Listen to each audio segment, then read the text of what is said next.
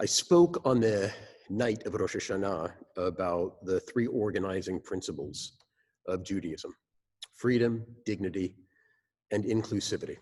So I would like to finish this series of Divrei Torah talking about inclusivity because it touches on a theme that we see from the Talmud up to the present day about who is included in the circle of Israel. When we talk about loving your neighbors in the Bible, your neighbors are Israelites. And regardless of how that commandment has been understood through the ages, what makes sense today?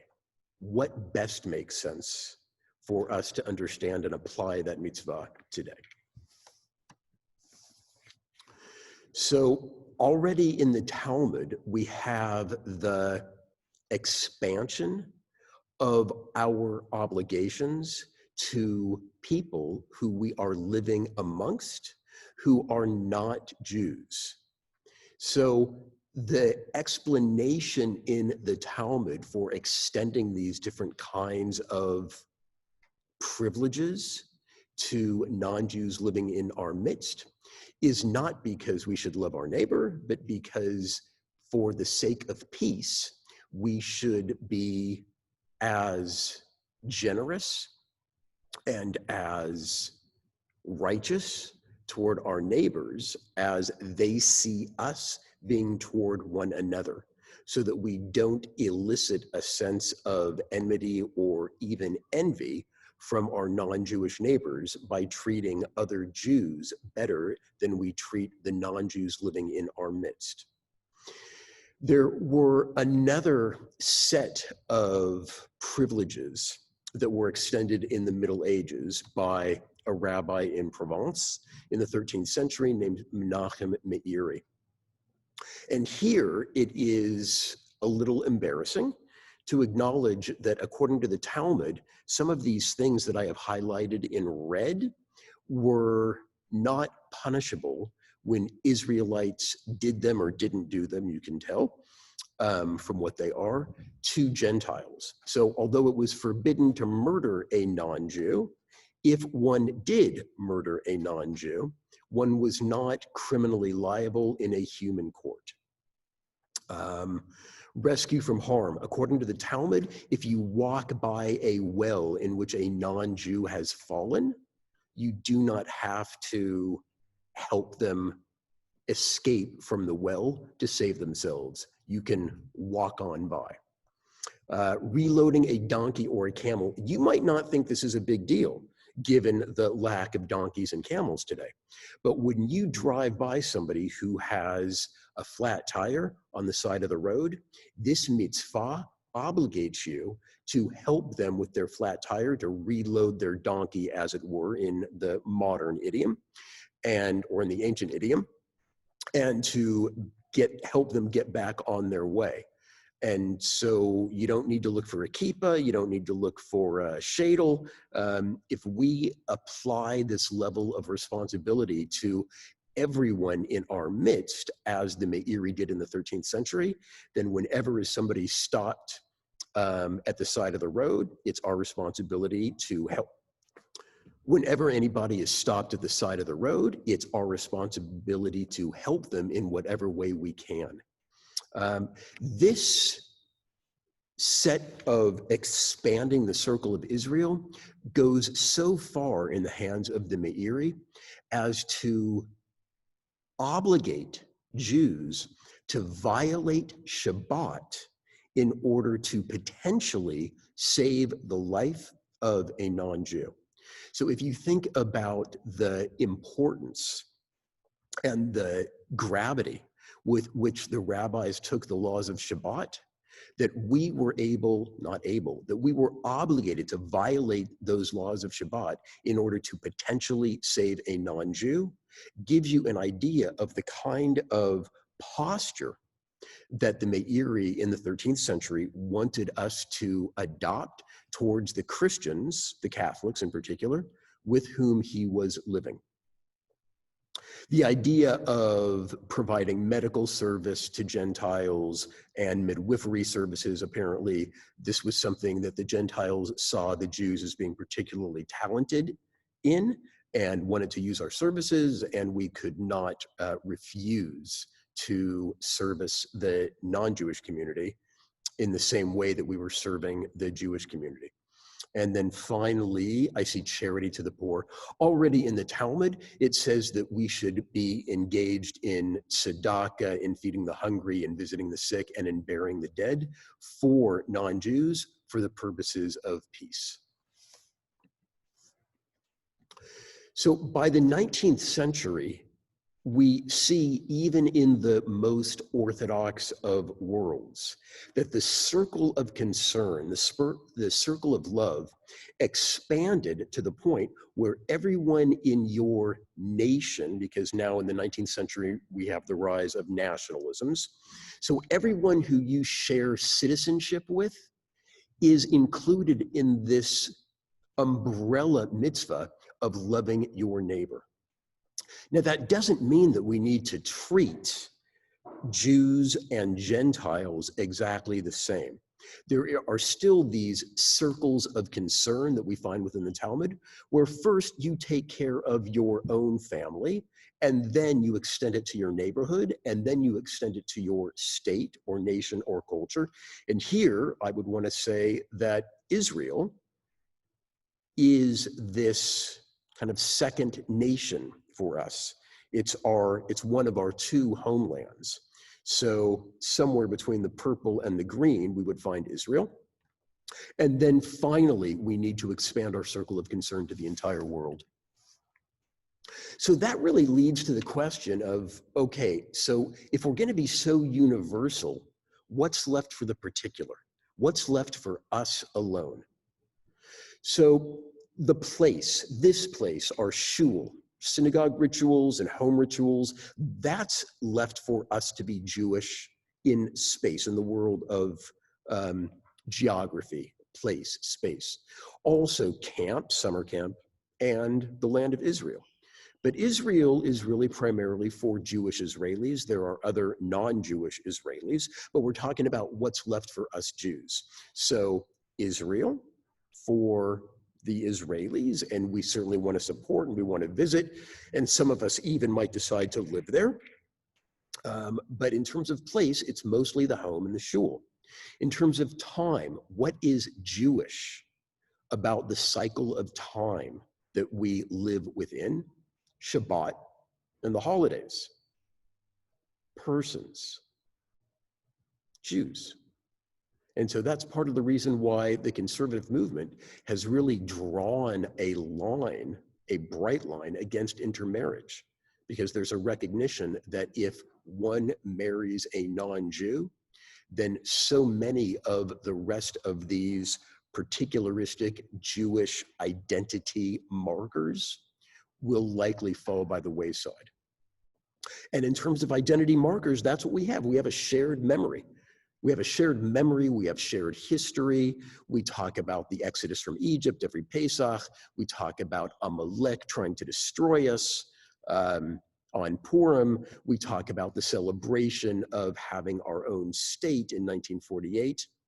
These last two things on our list of what's left for us, Hebrew. So I don't have to remind people how few American Jews have facility with Hebrew as a spoken language.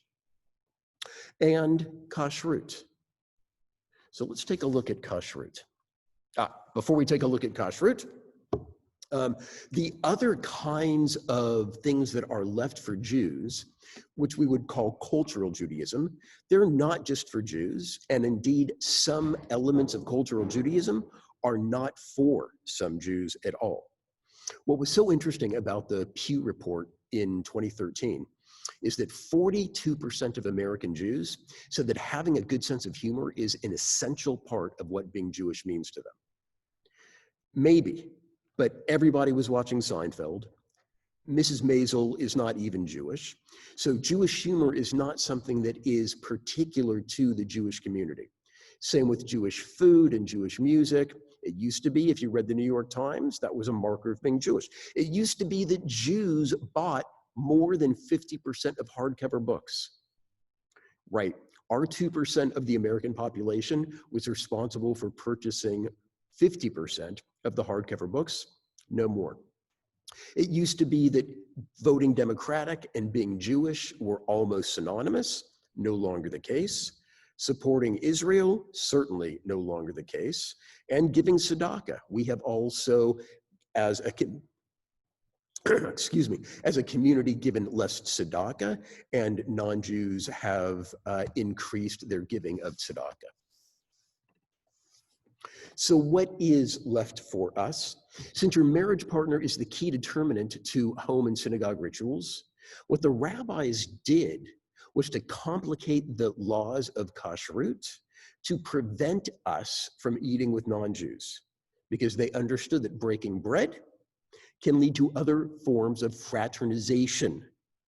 This is a rated G YouTube video. I want to mark it as appropriate for the entire family, so I will let you unpack fraternization at your own homes. So then the question is, how many of us are prepared to restrict ourselves to a stringent level of kashrut? The kind of kashrut that we see in the Shulchan Aruch that has later been expanded by the Mishnah Brura and the halachic codes, when we're in the house and when we're out of the house. So I want to share two pieces of Talmudic wisdom. The first is go out and see what the Jews are doing. So if the vast majority of Jews don't keep kosher the way that the Shulchan Aruch and the Mishnah Brura tell us to keep kosher, that is a data point in how we should be advising, we, the rabbis, and how the rabbis should be advising the congregants to keep kosher. It doesn't necessarily mean that we should give up kashrut, but it does give us a data point. Another statement of Talmudic wisdom is that when we die, we will be held to account for everything that we saw that we did not enjoy. The world was created for us to enjoy. It is an act of ingratitude when there are so many things in this world that we deprive ourselves from enjoying. So when you take that all together, let's offer one more data point. According to this Pew report in 2013, 22% of American Jews say that they keep kosher at home. So a couple of questions. What do they mean by keeping kosher? And what about outside the home? We don't have any data about that. I want to remind you that in this poll, about 10% of folks identified as Orthodox. That's about the percentage of Orthodox Jews in the United States. So there aren't that many other people who identify as Jews in the United States who actually keep kosher even at home. So I'm not suggesting that we don't keep kosher. I keep kosher. I keep kosher out as well, but the way in which I keep kosher out doesn't prevent me from enjoying different kinds of kosher foods, and it doesn't prevent me from fraternizing with non-Jews, because I have made a decision, as most of you have as well, to not live in a religious enclave in which we can only eat comfortably with people who share our faith community. So, if we're not keeping stringently kosher, then you've got 6 ways, and I think only 6 ways, to promote Jewish identity. The most important is education, which is exactly why I went into Jewish education. Ritual is another way to promote Jewish identity. Outside of education and ritual, you've got cultural experiences. Again, they're not exclusively for Jews, but if you want to instill a sense of Jewish identity in your kids and in yourselves, these kinds of cultural events and experiences are key. These last 2 things, the most important in terms of the formation of Jewish identity for kids, summer camps and Israel programs. And that's exactly why we at AJ have a fund to subsidize kids, teenagers primarily, who want to do Jewish summer camp or Israel programs in recognition that there is no better vehicle to foster a strong Jewish identity. Those were 5 things. I said there were 6 things, and the 6th is everything else. And it's the most important. In a very ancient midrash, trying to explain what it means that you shall love the Lord your God, it means not that you should love God, but that you should make God beloved to other people. Not that you should love God, but you should make other people love God. How do you do that? Education. When someone studies Torah and Mishnah and their actions, and speaks to others pleasantly, conducts business honestly, what will people say about him? Happy are his parents who taught him Torah. Happy is her teacher who taught her Torah. I made that egalitarian. Look at how pleasant are his ways, how refined her deeds. In other words, through learning Torah and through the example of behaviors that are modeled at home and in the synagogue and promoted in the synagogue through Jewish education, that should inform everything else we do, how we speak and how we do business, our ways and our deeds. And that will lead other people to say about us what a wise people this is. In the words of Deuteronomy, and in the words of the Sifrei, how pleasant are their ways and how refined their deeds. So this brings us, I think, full circle. Being Jewish encourages you to be a better person. My parole officer says that I'm doing a great job. Sima Sussman, that was a joke. Judaism offers time-tested rules of righteous behavior. It incorporates values that can be extrapolated and applied to novel situations. It provides a community of like-minded folks who want to improve themselves and the world, even when the world seems like it is on the brink of catastrophe. Judaism is intellectually challenging, it's intellectually stimulating, and it never requires that we check our brain at the door. Being Jewish is great. It's fun, and this is what I was talking about on Rosh Hashanah, the 6 W's of Judaism. Why be Jewish? Because we're awesome. And since I recorded that lecture, Ruth Bader Ginsburg, one of those awesome Jews that I highlighted, has passed away. I'll be speaking about her at Yizkor. Being a better person is attractive to others regardless of their faith or their faith community. That's the inclusion piece. As we are out in the world being better people than we would otherwise be without Judaism, people take note. Regardless of with whom we're eating, and in the Reform community, even regardless of what you're eating, people will see that being Jewish enriches their lives. This is a slide that I used in the very first evening's sermon on Rosh Hashanah. This is Rabbi Avraham Yitzchak HaKohen Cook talking about inclusivity. The heart must be filled with love for all. The love of all creation comes first, not the love of Jews. The love of all creation, the world, and everything in it comes first. Then comes the love for all humanity, and then follows the love for the Jewish people, in which all other loves are included. Because you can't love the Jews and hate everything else, because the Jews are going to be affected by your attitude and your actions toward other people and toward the world at large.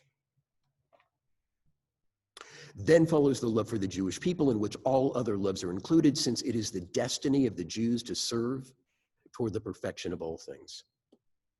That is our destiny. And that's why being Jewish and being a good Jew should make you a better person.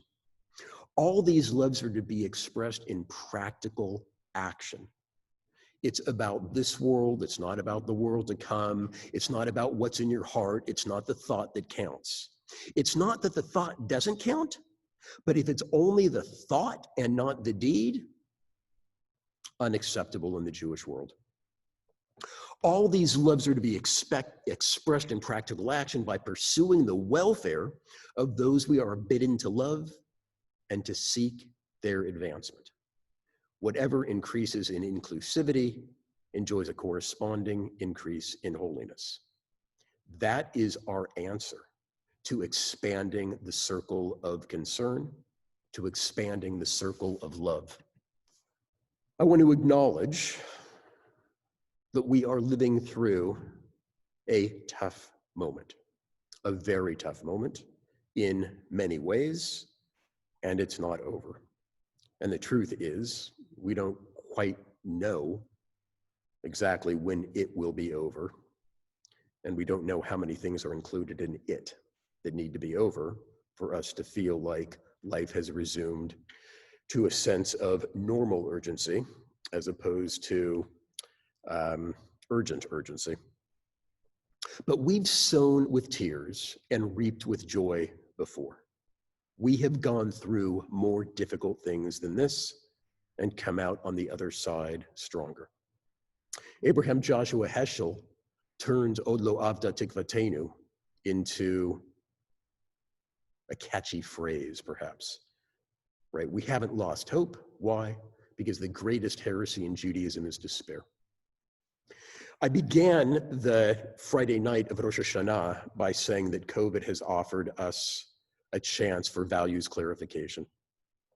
I talked about the three different values or the three different principles that Judaism stands on: freedom, dignity, and inclusivity.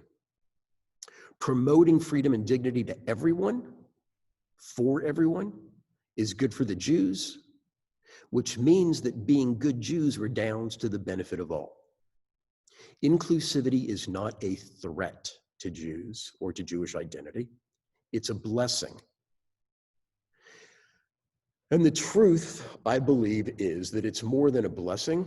It's a necessary condition for living long on the land that the Lord our God has given us. Clal Yisrael for Clal Yisrael. We have a general rule that leads to the benefit of the community. The general rule is Kol Yisrael Aravin ze la ze. All of Israel is Aravin. We translate it as responsible, and that's a fine translation. But Erev is the root of Aravin, Ayin Reish Bet, and Erev means mixed up, as in evening. Erev Tov, same root. What is evening? It's when the day and the night even out, when they're all jumbled together, when they're all mixed up. We are all jumbled together with other Jews, so we are responsible for other Jews, because what happens to one is going to affect the welfare of all, because we are all jumbled up together.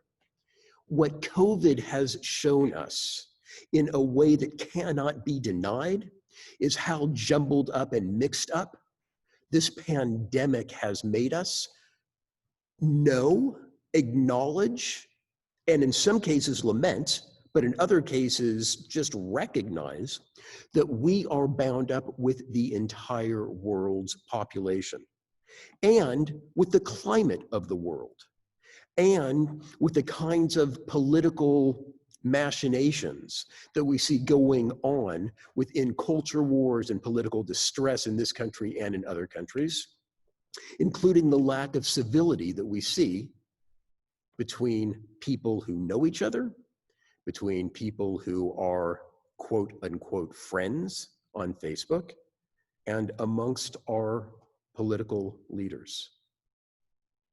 We see that, and we know that we are implicated, that we are responsible for helping to improve that situation.